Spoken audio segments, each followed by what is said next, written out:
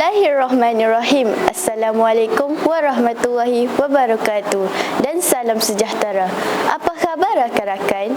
Ya, sebelum kata diucapkan, sebelum kata terus dilafazkan, izinkan saya memperkenalkan diri dahulu. Kata orang tua-tua, tak kenal maka tak cinta.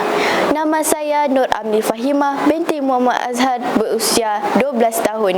Saya ialah seorang pengawas sekolah. Hobi saya ialah membaca buku, menonton televisyen serta melakukan aktiviti yang mencabar minda. Cita-cita saya ingin menjadi seorang doktor haiwan. Hari ini saya ingin berkongsi dengan rakan-rakan semua sebuah buku yang amat menarik dan meninggalkan kesan di hati saya, iaitu Terima Kasih Allah Saat Roh di Sempadan Barzah, Kisah Benar Pejuang COVID-19 Tahap 5. Mengapa saya pilih buku ini? Kerana saya juga adalah seorang dari jutaan pesakit COVID-19 di negara kita. Begitu juga dengan kakak dan ayah saya. Hanya yang pernah terkena jangkitan ini saja yang tahu sakit periknya. Buku ini dihasilkan oleh seorang penulis yang bernama Noni Osman, iaitu seorang pesakit COVID tahap 5. Beliau menulis tentang dirinya ibarat mati hidup semula. Buku ini diterbitkan oleh My CEO Publishing dengan harga RM45 dan mempunyai 309 muka surat. Bagi saya, harga ini terlalu murah dengan apa yang diperolehi setelah selesai membacanya. Buku ini mengandungi 33 bab yang mana setiap bab itu adalah turutan kisah penulis yang sebenarnya. Pada tahun 2019, kita telah dikejutkan dengan satu wabak hingga keseantero dunia, iaitu COVID-19. Ramai yang telah menjadi mangsa virus ini.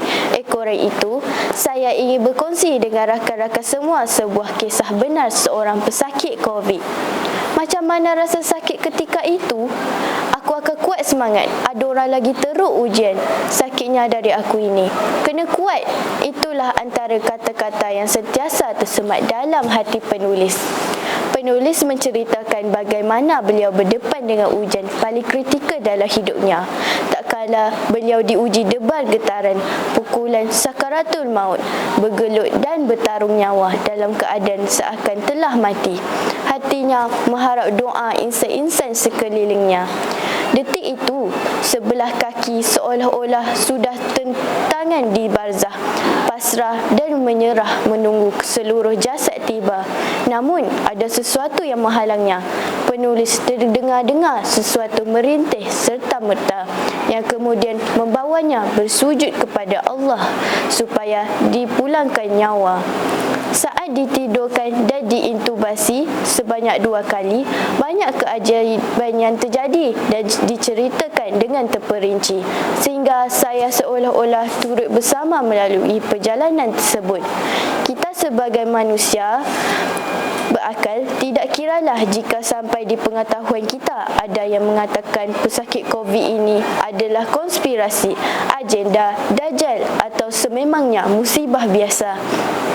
Ingatlah, semua ini tetap dari Allah sebagai ujian dan peringatan agar kita sentiasa insaf dan akan kekuasaannya.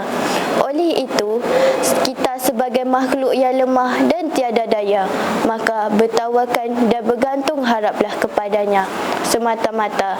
Jangan banyak mengeluh, sebaliknya sentiasalah bermusahabah, memohon ampun dan mensyukuri segala nikmat yang telah dikurniakan. Jiwa akan jadi lebih tenang dan bahagia. Sayangi keluarga dan sahabat setia. Di saat sakit, mereka inilah sebaik-baik penawar yang kita perlukan. Saya suka buku ini. Ianya menjadikan diri saya terus bersemangat. Buku ini juga berjaya meningkatkan keyakinan diri, motivasi diri sebagai bekas pesakit COVID-19. Untuk rakan-rakan yang sentiasa rasa tak yakin dan down selepas terkena sesuatu dugaan, bacalah pengaman buku ini. Moga kita sentiasa dilindungi. Teruskan jaga kesihatan dan patuhi SOP untuk terus sihat sejahtera. Rakan-rakan yang ingin membacanya bolehlah didapati di perpustakaan atau atau di kedai buku berhampiran. Kalau mencari kain basahan, carilah sampai ke hujung kota. Dunia ini hanya singgahan, akhirat penantian kita. Sekian, terima kasih.